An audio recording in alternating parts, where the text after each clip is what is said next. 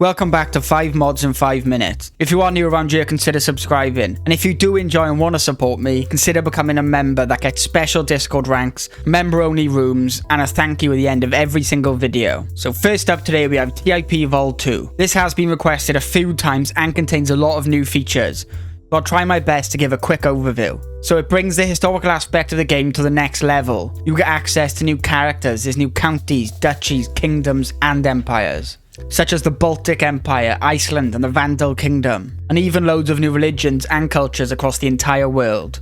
It includes new religious tenets such as prosperity that can earn you gold from feasts and makes greedy a virtue, which I really like as greedy can be incredibly useful for them extra taxes. There is also special buildings like the Pyramids of Moreau. It adds a few new decisions and men-at-arms such as Nubian archers, Gothic infantry and mountain warriors, and the list goes on and on. There is just so much in this mod, like I could spend the next 20 minutes sitting here reading the list of new features. But let's be honest, that wouldn't be very interesting. There is seriously loads here that takes vanilla CK3 to another level. It's just one of those mods you can install it and play a pretty normal game of Crusader Kings 3, but with just an extra layer of new things to see and try. So next up we have Teutonic Order Kingdoms. This mod allows you to create 3 new kingdoms, but just so you are aware, you will need to be one of the Christian faiths and a Central Germanic culture. And lastly, you will need to have the Crusader trait, which you get by taking part in a crusade. Each kingdom will of course require you to control specific areas, such as Prussia, Lithuania, and Estonia. But I'll put the requirements on screen as there's quite a few areas you must hold. But after you create one of these kingdoms, you will get access to a new perk,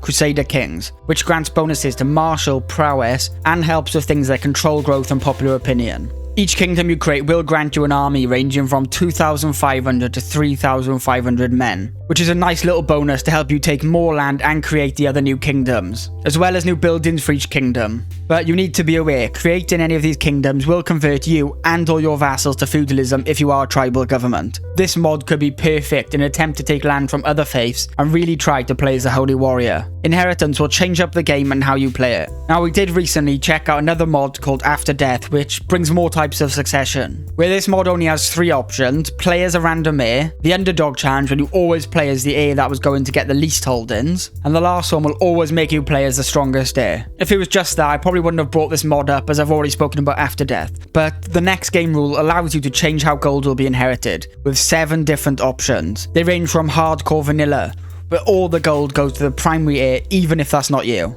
Or on the other hand, you could set all the gold to go to you no matter what, or equally between every single child. I just like little mods like this that really change up the way you have to play the game. Next, we have the Lions and the Lilies, 100 Years' War, bringing you to a whole new time period starting in 1337. The time period has a big focus on Europe, but they have also changed the rest of the world too. The 100 Years' War was a war between England and France over the French throne, so you can choose either side and see if you can change history. There's also the Golden Horde and White Horde, which are both giant and hugely powerful empires. As well as that, they've added many more counties. Just look at England for example, there's so much more to conquer. Now, domain limits have been increased a lot. Like as a king you get a plus 40 domain limit, which makes sense due to the massive amount of new counties, and you also seem to get way more gold because of this too. This time period is a lot of fun with the way the world is set up, just allowing you to try loads of new things, and from what I've tried it seems like one of the most fun time periods that can be brought to Crusader Kings. It does include another mod, Border Titles, so you can easily see what rank someone is by their portrait border,